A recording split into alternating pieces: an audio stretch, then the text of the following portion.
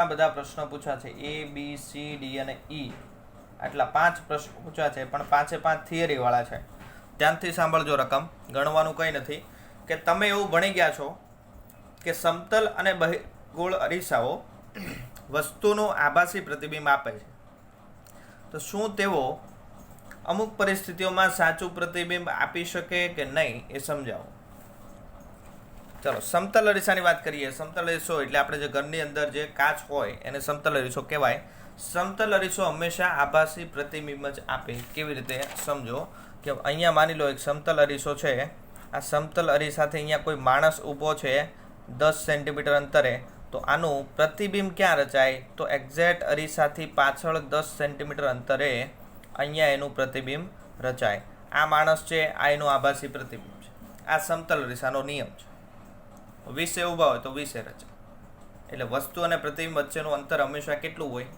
તો કે 10 ના ડબલ એટલે કે 20 જેટલું હોય. ક્લિયર? સમતલ અરીસો આભાસી પ્રતિબિંબ જ આપે હંમેશા. આભાસી અને ચત્તુ આપે, અને વસ્તુની સાઈઝ હોય ને એવડું જ આપે. આપણે જેટલા હોય ને એવડા જ દેખાય. બીજી વાત, બહિર્ગોળ અરીસો પણ તમે ભણી ગયા છો. બહિર્ગોળ અરીસો એમાં તમે વસ્તુને કોઈ પણ જગ્યાએ મૂકો, દાખલા તરીકે અહીંયા મૂકી હોય તો એક પ્રકાશનું કિરણ આમ જાય તો એ આમ જતું રહે, બરાબર છે. એને પાછળની તરફ લંબાવો તો એફમાંથી પસાર થાય. ઓકે. અને બીજું એક કિરણ અહીંથી જવા દો તો આમ જતું રહેશે, અને આને પાછળની તરફ લંબાવો તો અહીંયા ભેગા થઈને અહીંયા એક નાનું એવું પ્રતિબિંબ રચાતું હતું. તો આ પણ એક આભાસી પ્રતિબિંબ છે. તો બંને જે અરીસાઓ છે હંમેશા કેવા પ્રતિબિંબ આપે? આભાસી. તો શું એ કોઈ એક કન્ડિશનમાં વાસ્તવિક આપી શકે કે નહીં? આપી શકે. કઈ કન્ડિશન છે? કન્ડિશન સમજજો. આ સમતલ અરીસો છે. ઓકે, ચલો માની લો કે અહીંથી 2 પ્રકાશના કિરણો આવે છે. એક આમ આવે છે અને બીજું એક આમ આવે છે. ખબર પડી ને? બંને આમ હતા, ત્યાંથી આમ ભેગા થાય છે અહીંયા ક્યાંક. ચાલો, આ બંને કિરણો દૂર રહેલી કોઈ એક વસ્તુમાંથી આવે છે. પણ તમે અહીંયા જોઈ શકો છો બંને કિરણો વચ્ચેનું જેમ જેમ દૂર જઈએ એમ અંતર વધતું જાય છે. તો આ બાજુ ક્યાંય 2 કિરણો ભેગા થશે જ નહીં. ભેગા થશે જ નહીં તો આ બાજુ ક્યાંય વસ્તુ હશે જ નહીં. ક્લિયર? એટલે આ જે કિરણો છે કોઈ વસ્તુમાંથી તો આવતા જ નથી. દૂર ક્યાંય તો વસ્તુ રહેલી જ નથી. તો વસ્તુ ક્યાં છે? તો આને હું આગળની તરફ લંબાવું તો અહીંયા ક્યાંક ભેગા થાય છે. તો અહીંયા આપણી કોઈ એક વસ્તુ છે અને કાલ્પનિક રીતે લંબાવ્યા છે, તો આભાસી વસ્તુ કહેવાય. ક્લિયર? કારણ કે આગળ જતા આ સાઈડ જાઓ તો એ કિરણો ક્યાંય ભેગા જ નથી થતા. એટલે અહીંયા કંઈ વસ્તુ જ નથી. વસ્તુ ક્યાં છે? એક આભાસી વસ્તુ છે, અને 2 કિરણો કાલ્પનિક રીતે જ્યાં ભેગા થાય ને ત્યાં વસ્તુ પડેલી છે. આભાસી વસ્તુ છે. ક્લિયર? ઓરિજિનલ વસ્તુ નથી. ચાલો, એટલે 2 પ્રકાશના કિરણો આવ્યા. પાછળનો ભાગ ભૂલી જાઓ. માની લો કે 2 કિરણો આવી રીતે સમતલ અરીસા પર આવે છે, તો અહીંથી પરાવર્તન પામીને અહીંયા ક્યાંક ભેગા થશે. અહીંયા તો થઈ જ શકે. તો અહીંયા આપણને એનું વાસ્તવિક પ્રતિબિંબ મળશે.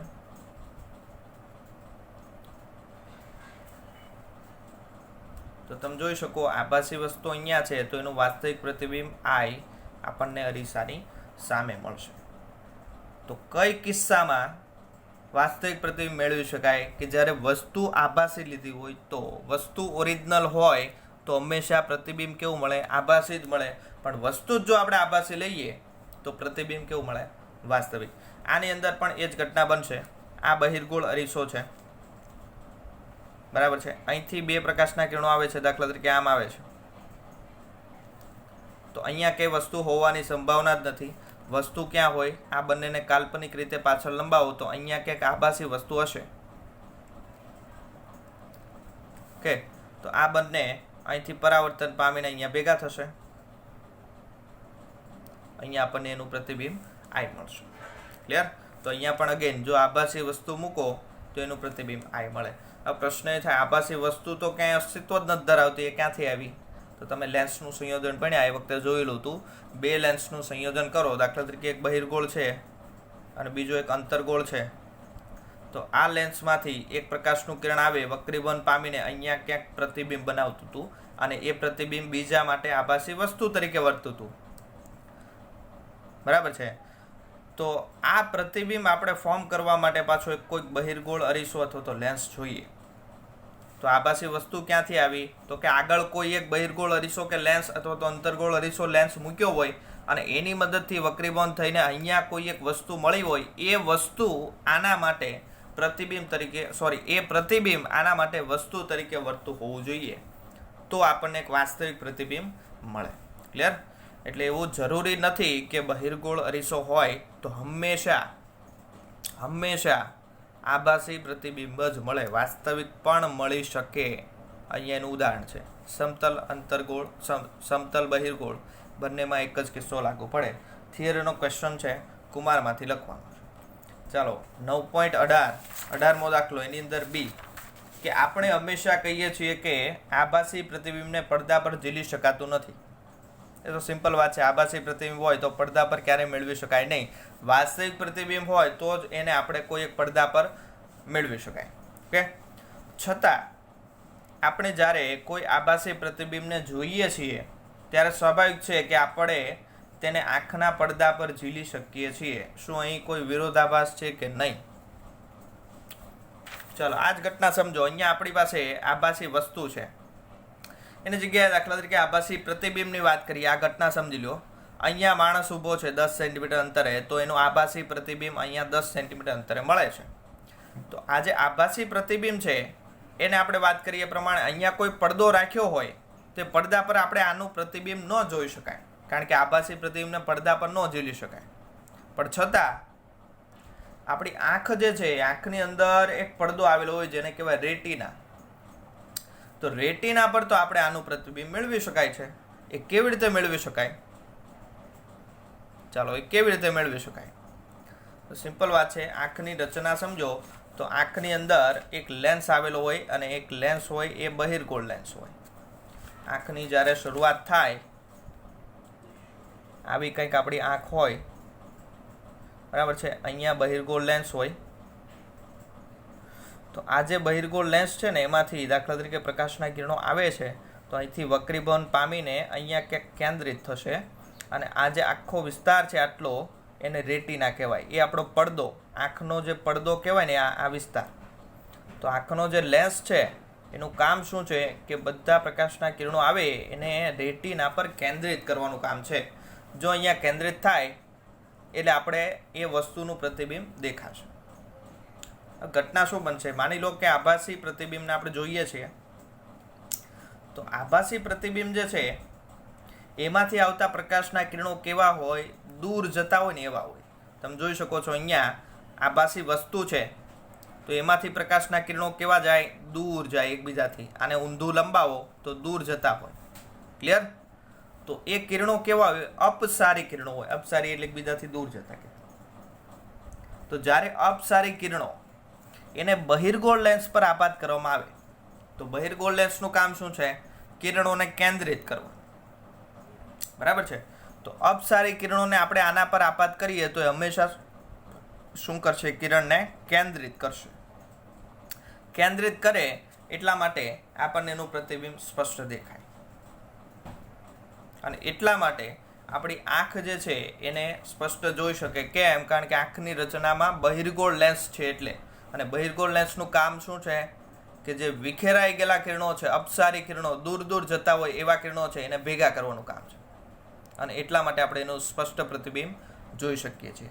હકીકત આભાસી વસ્તુ હોય અથવા તો આભાસી પ્રતિબિંબ હોય તો અહીંયા આપણે પડદો રાખીએ તો શક્ય નહીં બને કે એને આપણે ઝીલી શકાય. પણ જો આ વસ્તુના સ્થાને આપણે કોઈ બહિર્ગોળ લેન્સ મૂકીએ તો શું થાય કે આ જે કિરણો દૂર દૂરથી આવે છે એ કિરણોને આપણે એક જ જગ્યાએ કેન્દ્રિત કરી શકાય. અને એટલા માટે આંખની રચનામાં બહિર્ગોળ લેન્સ છે અને એથી જ આપણે એને સ્પષ્ટ જોઈ શકાય છે. ક્લિયર? જો ડાયરેક્ટ પડદો મૂકીએ તો આપણે એને મેળવી શકાય નહીં, કારણ કે એકચ્યુઅલ અહીંયા કિરણો ભેગા થતા જ નથી. એ તો આપણે આભાસ કરેલો છે કે અહીંયા ભેગા થાય છે. ચલો, એટલે બી પૂરો. સી, પાણીની અંદર એક વ્યક્તિ તળાવના કિનારે ઊભા રહેલા એક માછીમારને ત્રાંસી રીતે જુએ છે. તો શું આ માછીમાર તેની ખરેખરી ઊંચાઈ કરતાં લાંબો દેખાશે કે ટૂંકો? સિમ્પલ ઘટના છે. પાણીની અંદર કોઈ એક વ્યક્તિ નીચે તળિયે ઊભો છે. ચાલો, આ પાણી ભરેલું બાથ ટબ છે, અહીંયા કોઈ એક વ્યક્તિ તળિયે ઊભો છે, અહીંયા સુધી પાણી ભર્યું છે, બરાબર છે. આ જે સપાટી છે એ સપાટી પર કોઈ એક વસ્તુ પડેલી છે. આ માણસ એ વસ્તુને જુએ છે. તે વસ્તુ જે છે એની ઓરિજિનલ ઊંચાઈએ દેખાશે કે વધુ ઊંચાઈએ દેખાશે કે ઓછી ઊંચાઈએ દેખાશે? વક્રીબોર્ડનો કોન્સેપ્ટ આવે. આ કન્સેપ્ટ આપણે ભણ્યા નથી, પણ આના કરતાં ઊંધો કન્સેપ્ટ આપણે ભણ્યા છીએ કે આ પાણી ભરેલું ટબ છે, અહીંયા કોઈ સોય પડી છે. અહીંથી આપણે ઉપરથી જોઈએ તો સોય જે છે એકચ્યુઅલ સ્થાને છે એના કરતાં થોડીક ઉપર આવેલી દેખાશે. ક્યાંથી આપણે ક્યાં જોતા હતા? પાતળામાંથી જોતા હતા ઘટમાં. ત્યારે વસ્તુનું જે ઓરિજિનલ પોઝિશન છે એના કરતાં ઉપર આવેલી દેખાય, તેના કરતાં ઊંધો અહીંયા થાય. આપણે જોઈએ છીએ ઘટમાંથી પાતળામાં, પાણીમાંથી જોઈએ છે હવામાં. તો વસ્તુ દાખલા તરીકે અહીંયા પડી હોય, તે વસ્તુ અહીંયા કરતાં ઉપર આવેલી દેખાશે, ઉપર દેખાશે.